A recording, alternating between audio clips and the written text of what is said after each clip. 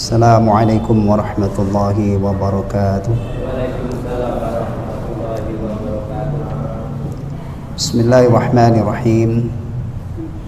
Alhamdulillahilladzi arsala rasulahu bil huda wa dinil haqq liyudhhirahu 'ala ad-din kullihi walau karihal musyrikun.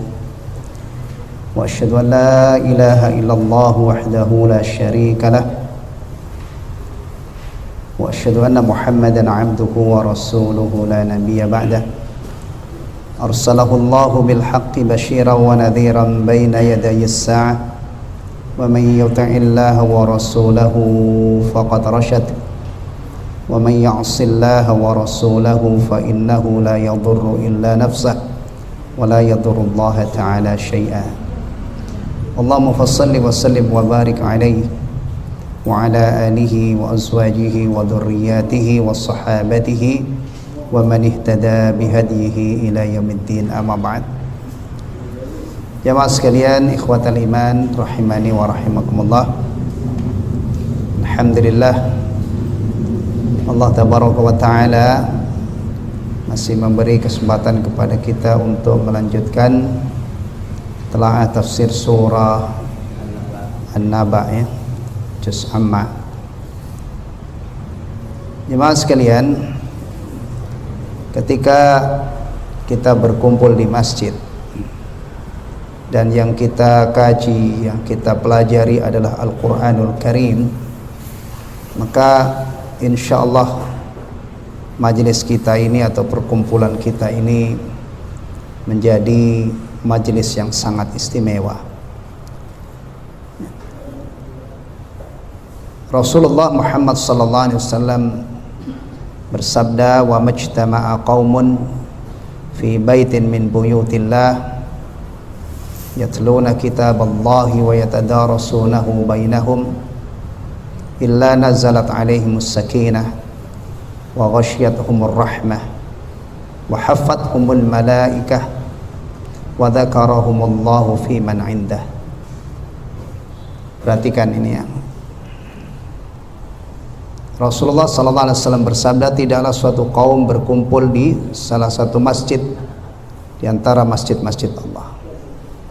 Insyaallah ini sudah memenuhi kriteria itu, ini kaum, ya. Rasulullah tidak menyebutkan minimal 100 orang atau minimal 200.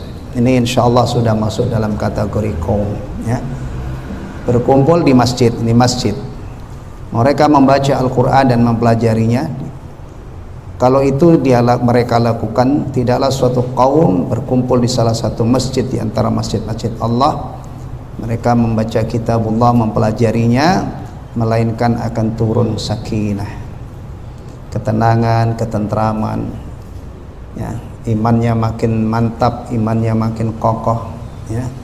Kemudian diliputi rahmah, dikerumuni oleh para malaikat, dan Allah sebutkan orang-orang yang hadir di situ di kalangan malaikat yang ada di haribaannya. Subhanallah, ya, ini majelis yang luar biasa dan ini bagus untuk dipromosikan, ya, disampaikan secara masif gitu. Mudah-mudahan kaum muslimin mereka menjadikan masjid itu salah satunya adalah untuk tempat mempelajari Al-Quranul Karim. Dan semoga kita mendapatkan fadilah yang disebutkan oleh Rasulullah Muhammad SAW. Baik, pada kajian 2 pekan yang lalu saya tidak hadir, ya. Saya lagi balik ke sini itu. Saya jam segini ini masih di Kudus sana. Alhamdulillah jam 3 saya sudah sampai di sini, di depan Giant itu. Saya nggak sempat ngasih tahu, ya, atau saya WA ke Pak Yadi nggak? Enggak, ya. Pantesan Ustadz Nasir juga tanya aku, minggu yang lalu kemana Ustadz? Saya pulang kampung. Ya, alhamdulillah. Baik, sampai ayat berapa kemarin? 34, ya. Wa ka'san dihaqa, ya. Taib. Sebelum kita lanjutkan menelaah tafsir ayat-ayat yang mulia ini, ya, ana bacakan terlebih dahulu dari ayat 31, ya, tilawahnya sampai akhir surah. A'udzu billahi minasyaitonir rajim. Inna lil muttaqina mafaza hadaiqa wa a'naba wa kawa'iba atraba wa ka'san dihaqa la yasma'una fiha lagwan wala kidhaba jazaa'an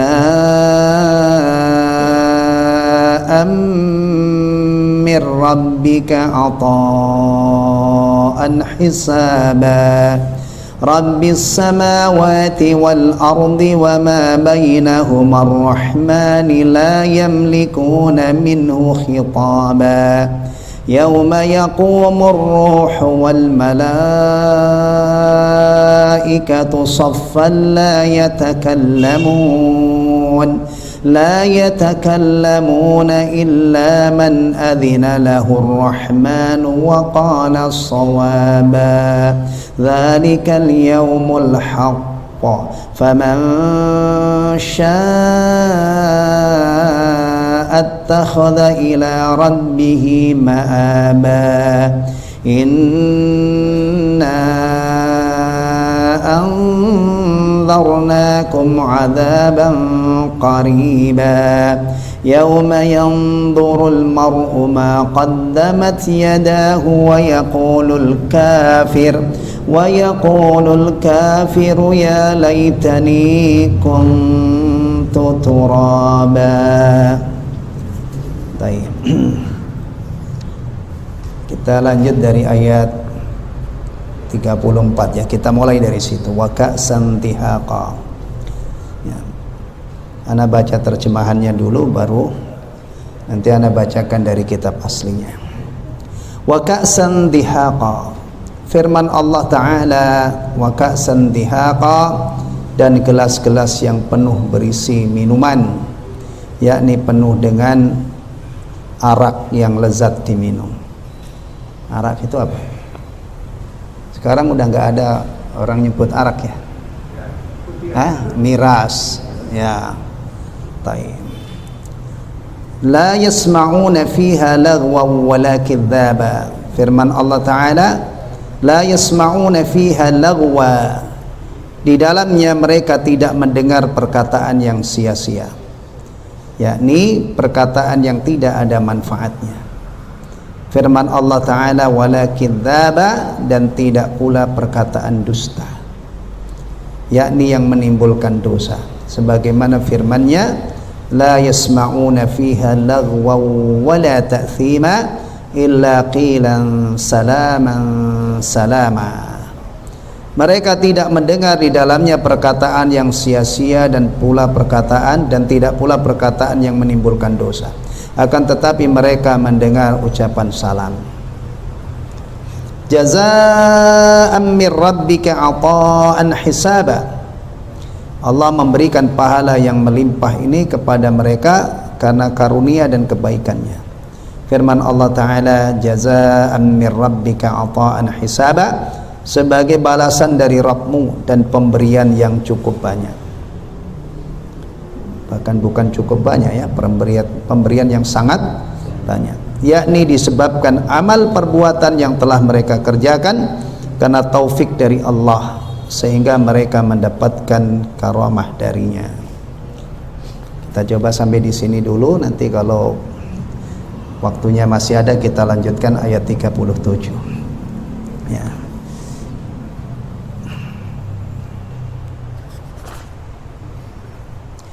Wa ka'san dihaqa, firman Allah Ta'ala. Biasanya para ulama ahli tafsir itu kalau ingin menafsirkan sebuah ayat itu dikasih pengantar firman Allah, supaya kita ini benar-benar siap, benar-benar sadar sesadar-sadarnya bahwa kita sedang berinteraksi dengan firman Allah. Firman Allah itu harus kita dudukkan dalam posisi yang sangat istimewa. Mohon perhatikan ya. Kita orang Islam, setelah kita mengkaji ini, bahkan ketika kita mengkaji tafsir ya, atau bahkan ketika kita mungkin sedang belajar Iqra jilid 1 ya, AA, Baba, Aba dan seterusnya. Tujuannya nanti supaya bisa membaca Al-Quran. Ini dari segi keimanan itu seharusnya harus sudah beres. Dari sisi akidah kita sudah meyakini 100% bahwa Al-Quran itu kalamullah. Kita sudah yakin 100% seluruh isi Al-Quran adalah hak. Hak itu artinya benar, tidak ada keraguan di dalamnya ya. Nih, jangan sampai kita itu kecolongan belajar tafsir juz ammah, ayat-ayat berbicara tentang orang-orang, balasan orang bertakwa, kemudian kita ragu apa benar ya. Astagfirullahaladzim, kecolongan kita. Sebelum kita sekali lagi belajar untuk bisa membacanya dengan baik, bahkan mungkin untuk bisa menghafalnya, bisa memahaminya, itu sebelum semua ini kita lakukan, pastikan bahwa akidah kita, iman kita terhadap Al-Quran itu sudah benar ya. Jangan sampai kayak sebagian orang setelah pada satu ayat berisi berita dari Allah, dia ragukan atas nama tidak masuk akal. Astagfirullah ya. Hal-hal yang luar biasa, atau dengan tuduhan tidak relevan dengan zaman, atau dengan tuduhan tidak manusiawi. Innalillahi wa inna ilaihi raji'un. Baik. Nah, termasuk ketika kita berbicara tentang ayat ini, berinteraksi dengan ayat ini, firman Allah Ta'ala ya, wa ka'san dihaqa, dan gelas-gelas yang penuh. Penuh apa ini? Minuman. Minumannya apa? Ya, nih dijelaskan. Ay mamlu'atun min rahiqin, yaitu yang penuh dengan rahiq, ladzatil lisyaribin, yang lezat untuk diminum.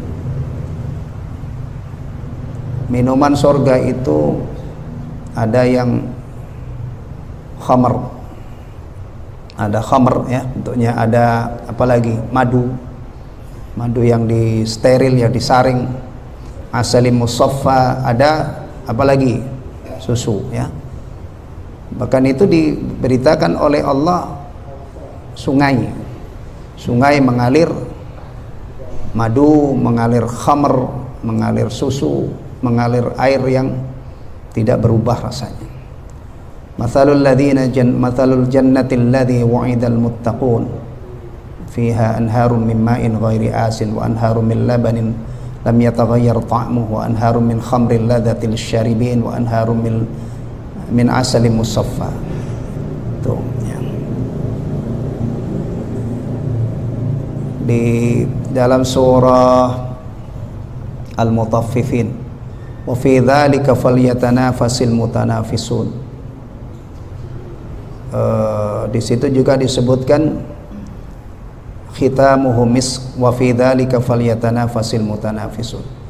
Jadi minuman surga itu cycle-nya adalah misk, di antaranya disebutkan itu. Dan untuk meraih itulah, untuk mendapatkan nikmat-nikmat itulah hendaknya orang berlomba-lomba. Tapi sayang, orang itu umumnya bukan berlomba-lomba ke sini. Sebagian besar manusia itu justru berlomba-lomba untuk banyak-banyakan apa?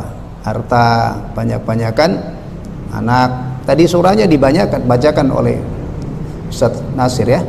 Betul, tadi baca At-Takatsur kan? Alhaakumut takatsur, bermegah-megahan, berbangga-banggaan, berbanyak-banyakan itu telah melalaikan kamu dari taat kepada Allah dan Rasulnya ya. Jadi kalau orang itu hidupnya untuk berlomba-lomba dunia, ya tidak dapat ini, karena ini dinyatakan oleh Allah untuk orang-orang yang bertakwa. Orang bertakwa itu berlombanya bukan untuk dunia. Fastabiqul khairat, berlomba-lomba dalam kebaikan. Wa fi dzalika falyatanafasil mutanafisun. Dan untuk mendapatkan nikmat itu, untuk meraih nikmat itu, hendaklah orang-orang itu melakukan perlombaan. Wasari'u ila maghfiratin mir rabbikum wa jannatin arduhas samawati wal ard uiddat lil muttaqin. Baik. Ya. Terus ini kalau dikembangkan ya, dikembangkan. Minumnya ini dilayani. Ada pelayan-pelayan yang istimewa. Kalau di dunia ini umumnya pelayan itu kan nggak istimewa ya. Hah? Pelayan, orang menjadi khatim atau khatimah. Kira-kira ada nggak orang suatu keluarga itu mencari seorang pelayan itu pendidikannya misalnya S3 gitu, ada nggak? Nah, berlebihan ya. Kecuali kalau raja, mungkin raja nih, ya, untuk ahli gizinya itu yang meramu makanannya mungkin pakar gizi, sarjana gizi mungkin. Tapi kalau orang biasa, biasanya yang jadi pelayan itu ya orang-orang biasa ya. Bahkan kadang-kadang nggak sekolah pun bisa. Kemudian pelayan di dunia ini umumnya ya tidak istimewa banget lah. Kalau pelayan itu istimewa banget bahaya. Ya, kalau pelayan ini, kalau laki-laki ganteng banget jadi pelayan, wah ini hati-hati. Apalagi kalau gantengnya ngalahin majikannya, masya Allah ya. Ya, atau kalau perempuan tuh cantik luar biasa, cantik banget ngalahin tuan rumahnya, ngalahin anak-anaknya ya, ini jadi fitnah ini, hati-hati ini.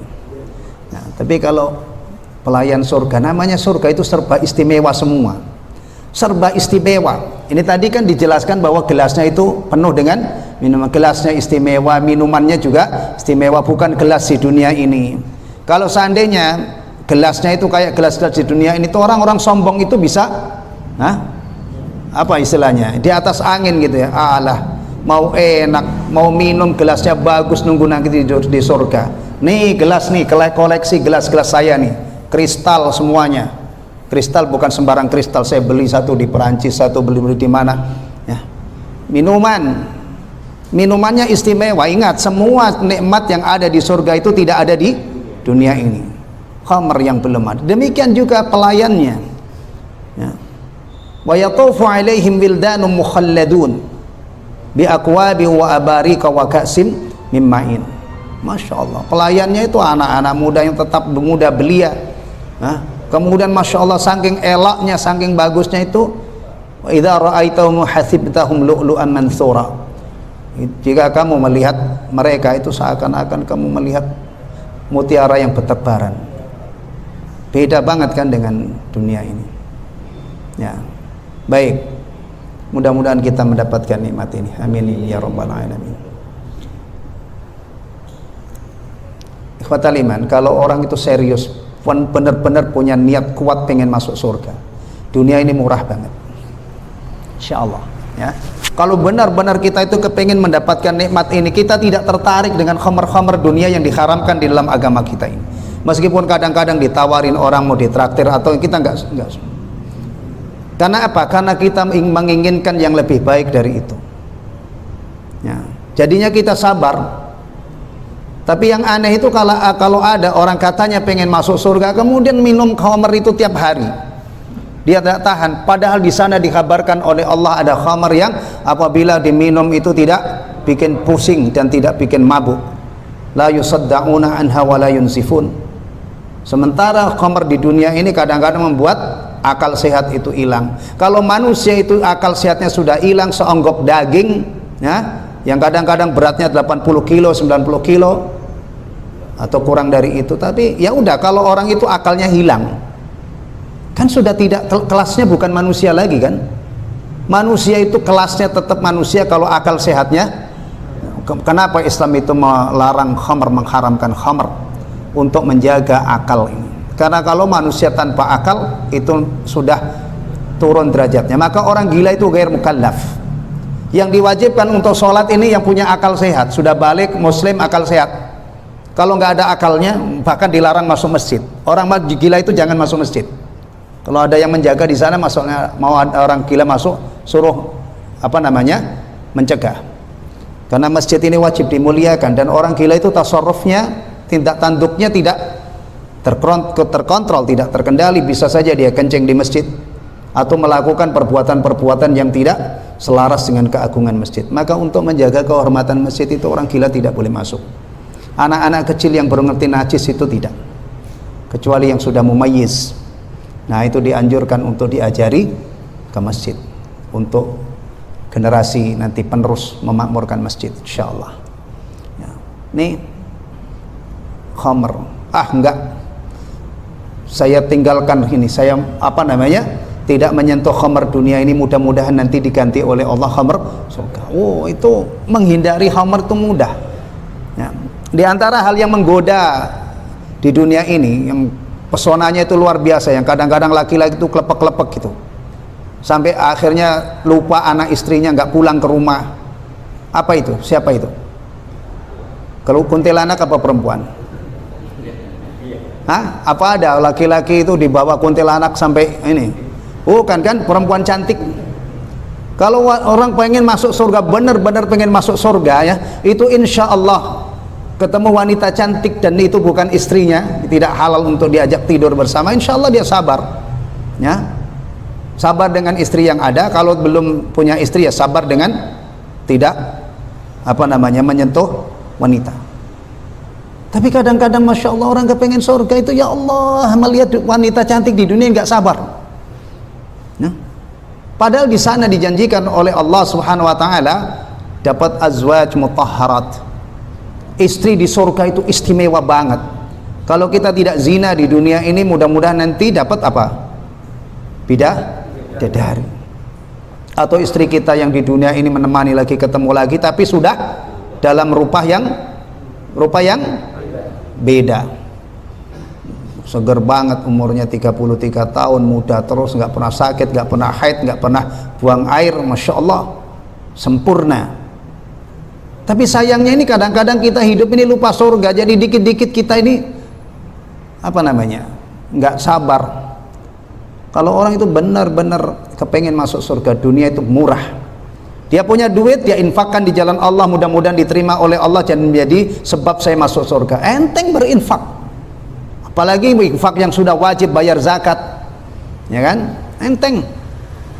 Ya, bahkan kalau nyawanya itu memang ada kesempatan untuk dipertaruhkan mendapatkan surga, dia siap. Ya, dulu sahabat Nabi SAW yang diberi kesempatan bertemu dengan Nabi SAW, berapa kali mereka menyabung nyawa, mengorbankan nyawanya li'i'la'i kalimatillah, untuk meninggikan agama Allah. Ada yang wafat, bahkan ada yang mendapatkan gelar itu enggak luar biasa. Gelar di negara kita ini yang bergengsi itu apa diantaranya? Gelar Mahaputra ya, bintang Mahaputra ya, betul ya? Kan tidak sembarang orang kan dapat gelar itu, betul ya? Apalagi penghargaan-penghargaan negara yang ini, yang umumnya diberikan kepada orang-orang yang sangat istimewa. Ya. Dulu itu ada penghargaan Kalpataru untuk orang-orang yang berjasa terhadap lingkungan ini. Masya Allah, orang-orang yang mendapatkan jasa penghargaan Kalpataru itu bukan hanya nanam singkong di kebun-kebun. Kalau itu mah banyak ya.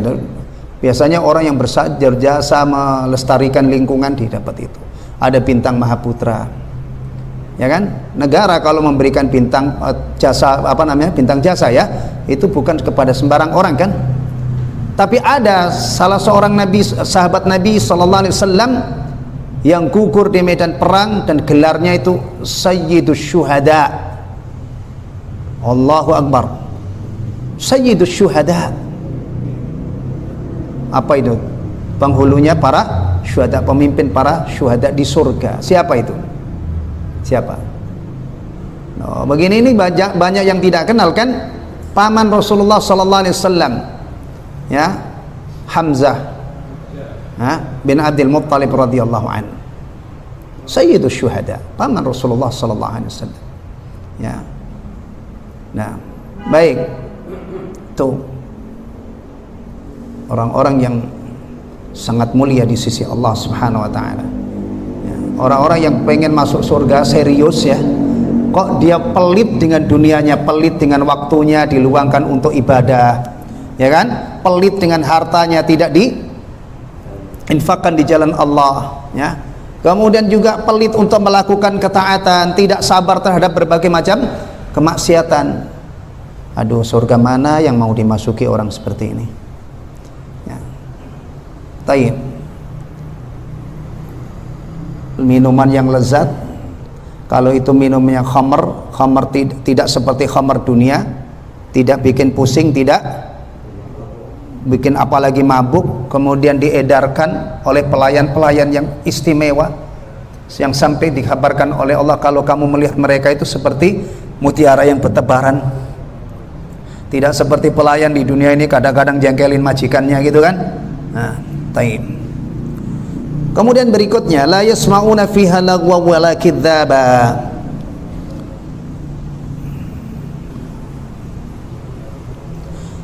La yasma'una fiha lagwa. Fiha ini fil jannah, ya. Di dalamnya mereka tidak mendengar perkataan yang sia-sia. Ai kalaman la faidata fi.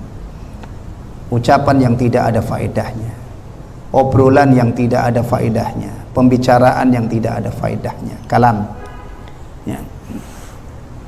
Kalau di dunia ini, ya, sebagian besar itu adalah ucapan yang tidak ada faedahnya. Bahkan lebih dari itu, ucapan-ucapan dosa itu mengotori lidah kita kalau kita tidak hati-hati. Ghibah, namimah, fitnah, macam-macam, ya. Taib. Di surga dikabarkan oleh Allah tidak ada perkataan yang sia-sia. Wala kidzaba ay itsma, dan tidak pula perkataan yang menimbulkan dosa. Ya. Antum bayangkan, ya, tidak usah bicara surga dulu. Kalau kita di rumah kita ini, ya, istana kita ini, ya, kita rajanya, istri kita apa? Ratunya, ya. Kalau di rumah saja kita bisa membebaskan dua hal ini, atau setidaknya kalau membebaskan mungkin terlalu apa? Berlebihan. Bisa meminimalisir perkataan sia-sia dan perkataan yang menimbulkan dosa. Yang ada itu perkataan yang bagus-bagus. Suami menyapa istrinya dengan perkataan yang aduhai, yang mesra, yang bagus, yang menenteramkan hati, ya. Sehingga makin lama itu makin betah bersanding dengan suami seperti ini.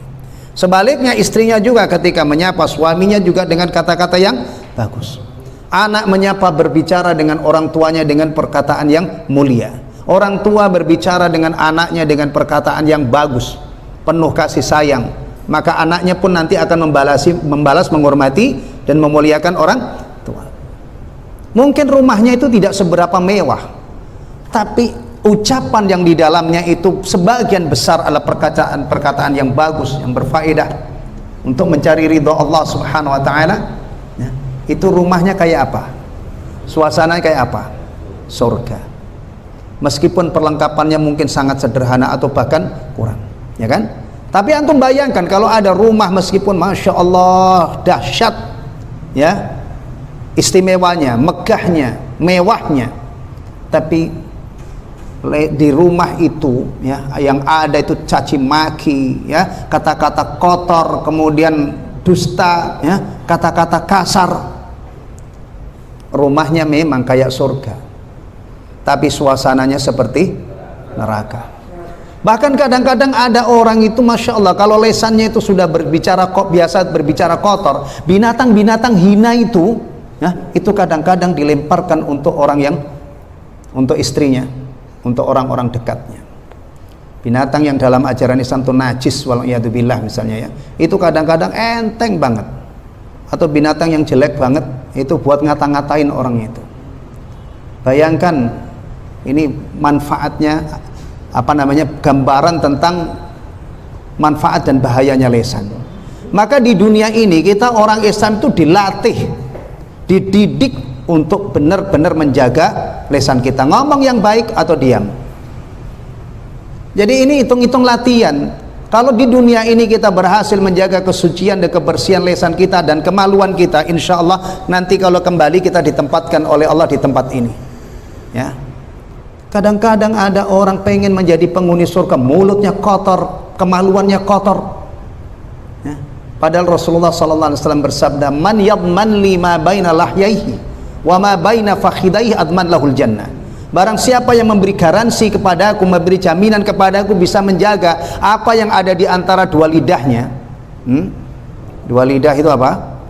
Dua rahangnya, dua rahang atas dan bawah, lidah kan? Dan apa yang ada di antara dua pahanya, kemaluannya aku jamin surga.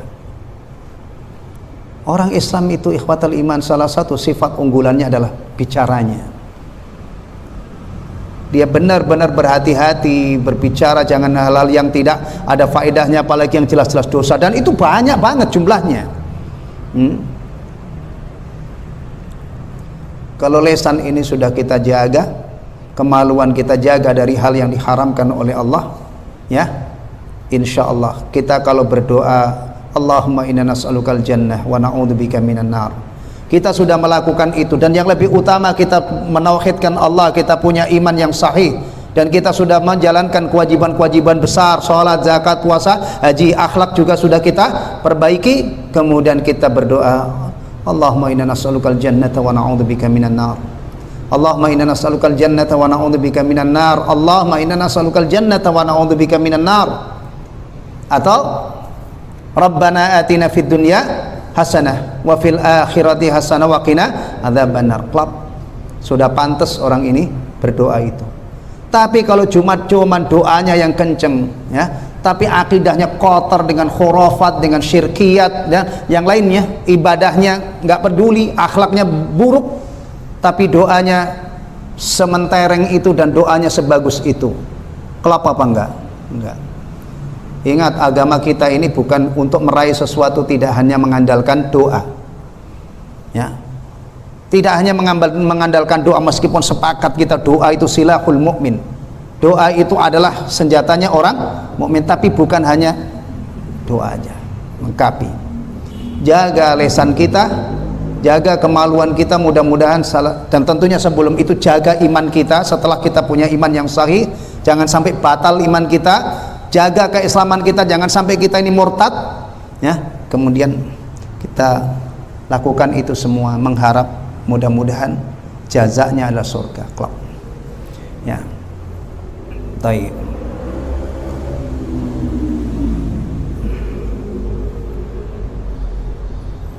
Kama qala ta'ala, sebagaimana firman Allah Ta'ala, la yasma'una fiha lagwa wa la ta'thima, di dalamnya mereka tidak mendengar perkataan sia-sia dan tidak pula perkataan yang menimbulkan dosa, illa qilan salaman salama, kecuali mereka mendengar apa? Ucapan salam. Duhai indahnya hidup seperti ini, bahkan tidak usah nunggu di surga aja. Kita ini kalau di dunia bisa ngomong yang bagus-bagus, kemudian kalau ketemu assalamualaikum, waalaikumsalam warahmatullahi wabarakatuh, ya, nikmat gak disalamin orang itu? Hah? Apalagi setelah disalami itu, masya Allah, kadang-kadang orang-orang yang dermawan itu tidak berhenti sampai di situ. Ketemu siang-siang, ya, dikasih salam, ketemu assalamualaikum, jabat tangan, antum sudah makan belum? Yuk kita makan.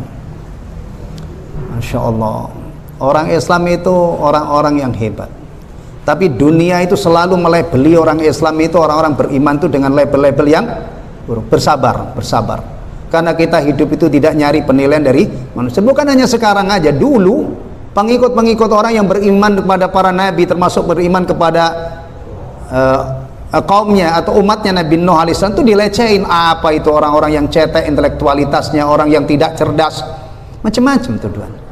Bahkan orang munafik itu melecehkan orang-orang beriman. Dilecehkan dengan sebutan apa? Wa idza qila lahum aminu kama amana an-nasu qalu anu'minu kama amana as-sufaha. Siapa ini yang dianggap sufaha itu dulu siapa?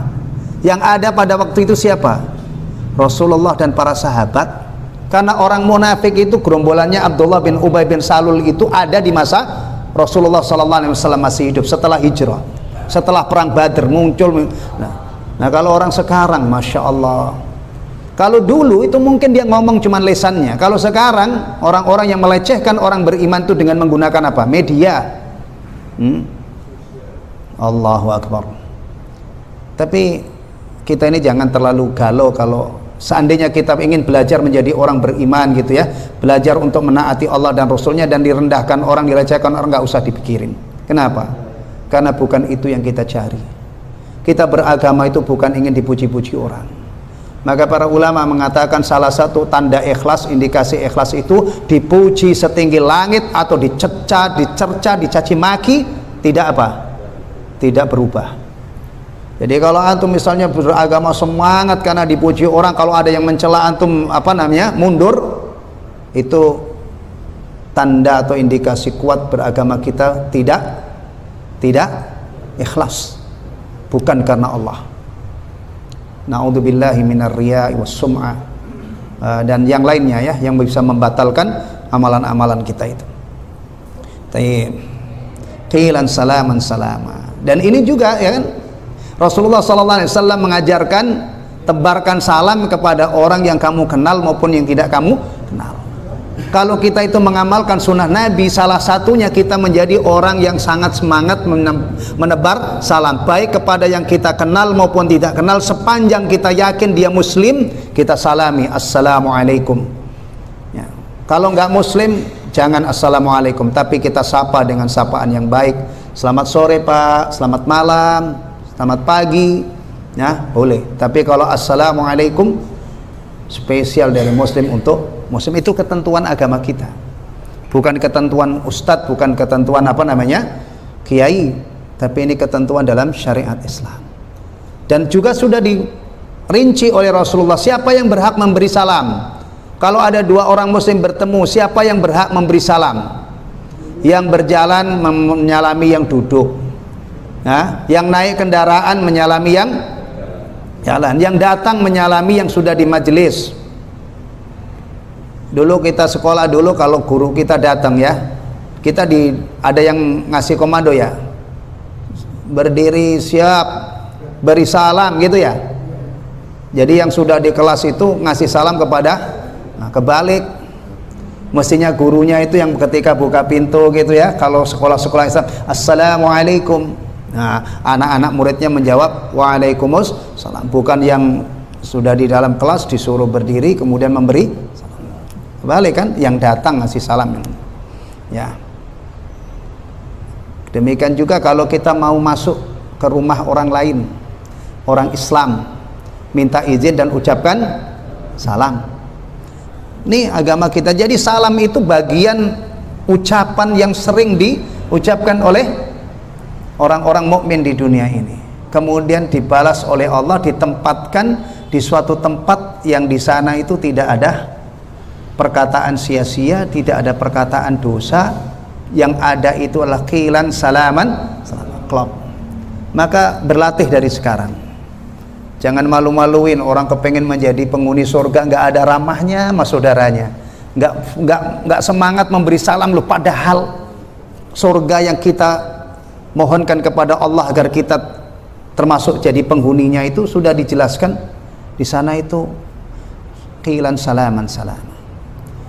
Coba perhatikan baik-baik, kalau seandainya penduduk surga itu kayak di dunia ini, saling mendengki, saling membenci, kira-kira ada nggak salam yang tersebar di sana?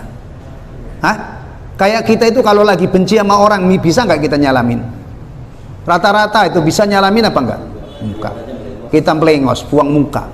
Bahkan kalau ada jalan itu, kalau kita usahakan jangan sampai berpapasan, cari belok.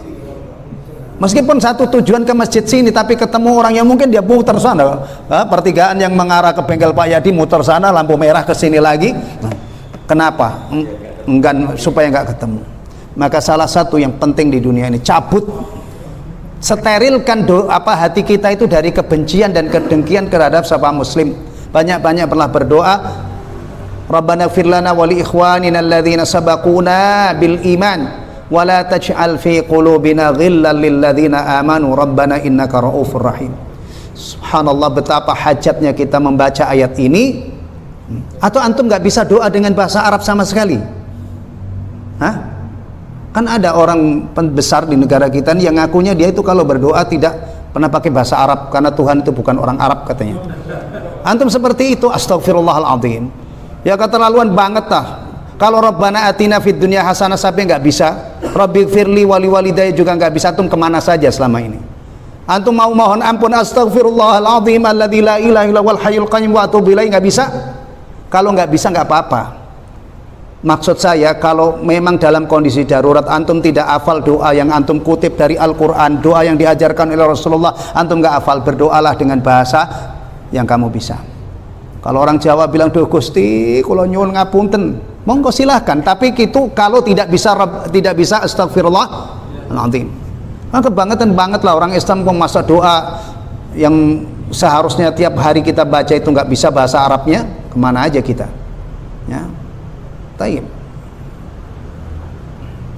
Baik. Jangan biarkan kedengkian, kebencian itu menggerogoti diri kita, ya. Jangan. Ya, karena kalau itu kita lakukan, itu sekian banyak sunnah-sunnah Nabi itu macet. Termasuk jangan pula kita biarkan diri kita ini digerogoti dengan kesombongan. Dengan adanya kesombongan itu akan mengcancel, menghalangi dan mengganjal sekian banyak sunnah Nabi sallallahu alaihi wasallam. Ya. Wa inna ma atahumullahu hadha thawabal jazil. Allah menganugerahkan kepada mereka, memberikan kepada mereka ganjaran yang banyak ini, ya. Tidak dari karunia-Nya dan kebaikannya, tidak lain karena jazaan min rabbika ata'an hisaba, sebagai balasan dari Rabbmu pada mereka dan sebagai pemberian yang sangat banyak. Ai bisababi a'malihim allati waffaqahumullahu laha. Jadi mendapatkan karunia yang melimpah ruah ini. Coba bayangkan, ya. Mungkin nggak orang itu bertakwa itu dalam waktu 1000 tahun? Mungkin nggak orang itu dulu waktu di dunianya itu umurnya 1000 tahun? Kita ini loh, ada nggak orang umur 1000 tahun? Masa takwanya, masa taatnya itu 1000 tahun. Kira-kira kalau dibalas dengan surga itu balasan setimpal apakah balasan yang berlipat ganda? Berlipat ganda kan? Apalagi umur kita kadang-kadang cuman 60-an, itu pun kalau di total jenderal istilahnya maksiatnya lebih banyak. Maka kita merengek-rengek supaya maksiat kita itu berkurang, dosa kita diampuni, kita istighfar. Jangan hanya rajin sholat, ya. Bahkan selesai sholat saja, selesai salam persis, itu yang diajarkan Rasulullah adalah astagfirullah, astagfirullah, astagfirullah 3 kali, mohon ampun habis sholat, ya. Kita ini, jadi kalau ada seorang di dunianya itu taat kepada Allah, bertakwa kepada Allah, kemudian mendapatkan balasan surga, itu bukan balasan setimpal, tapi entah berapa miliar kali lipat, berapa triliun kali lipat. Jadi itu karunia dan ihsan Allah Subhanahu wa taala, ya.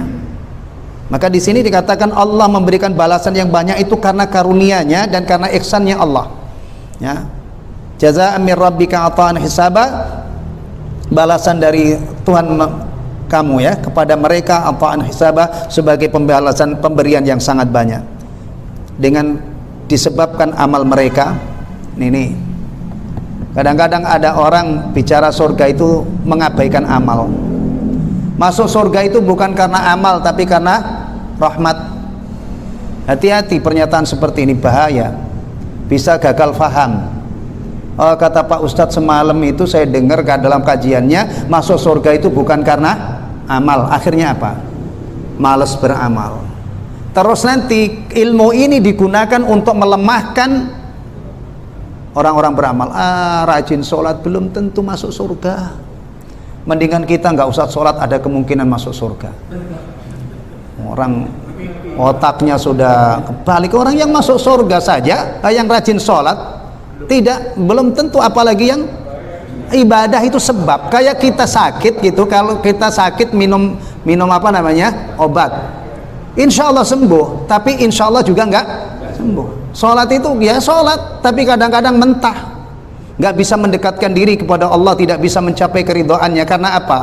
Bukan Allah ingkar janji, tapi kualitas sholat kita mungkin buruk, sholat kita ria dan lain sebagainya, sum'ah, ya. Atau sholat kadang-kadang tapi sama sekali tidak sholat, cuman badannya yang sholat, hatinya nggak sholat, hatinya masih main bola, hatinya masya Allah, ya. Bisa saja itu tidak dapat. Bahkan orang yang rajin sholat pun tidak pernah dididik, kalau kamu sudah rajin sholat maka kian kemari, gembar-gemborlah kamu, permaklumkan diri kamu di hadapan orang banyak, ketahuilah wahai manusia, saya ini calon penghuni surga. Antum pernah dididik begitu? Nggak ada. Bahkan kalau bisa amal ibadah ini kita ini jangan sampai diketahui oleh orang. Jangan dipamer-pamerin, kecuali kalau tidak bisa disembunyikan. Jangan antum nggak pernah ke masjid. Kenapa kamu nggak pernah masjid? Takut ketahuan orang. Loh, antum ini makhluk nyata, bukan makhluk gaib kok.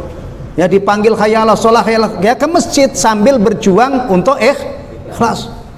Betapa mudahnya kalau ikhlas ini bisa dijadikan alasan untuk meninggalkan ibadah. Kenapa kamu nggak pernah saya lihat sedekah din? Oh, saya takut ria. Akhirnya maaf. Keren banget, pada dasarnya kamu pelit tapi ngakunya takut. Astagfirullahaladzim. Hadapi agama ini. Apa yang diperintahkan oleh Allah kita bismillah, mohon taufik dari Allah, mohon pertolongan dari Allah, kita kerjakan dan juga minta taufik supaya kita bisa ikhlas. Jadi mereka mendapatkan balasan itu dengan sebab amal mereka. Amal ini sumbernya dari mana? Dari Allah juga, yang Allah telah memberi taufik kepadanya. Kalau bukan karena taufik Allah, kita tidak mungkin bisa beramal. Kalau bukan karena taufik dari Allah, saya tidak hadir di sini, keluar dari rumah menuju ke sini. Ya, demikian juga antum tidak mungkin ada di masjid ini tadi sholat maghrib, isya dan seterusnya yang antum rutin tiap hari, kalau bukan karena taufik dari Allah. Yang bisa menggerakkan hati orang kepada kebaikan itu hanyalah Allah Subhanahu wa taala. Allah yang memberi taufik, hamba yang beramal dan tidak akan bisa beramal kecuali dengan pertolongan dari Allah. Modalnya ini semua dari Allah, tapi ganjarannya bagi hasil enggak? Bagi hasil dengan Allah apa enggak? Enggak. Sepenuhnya kembali kepada kita. Falillahil hamd. Ya, maka mohon hidayah juga, jangan hanya mohon rizki melulu. Nanti duit hartanya menggunung tapi tidak ada niat untuk beramal. Na'udzubillah min dzalik. Subhanakallahumma bihamdika asyhadu an la ilaha illa anta astaghfiruka wa atubu ilaik. Assalamualaikum warahmatullahi wabarakatuh.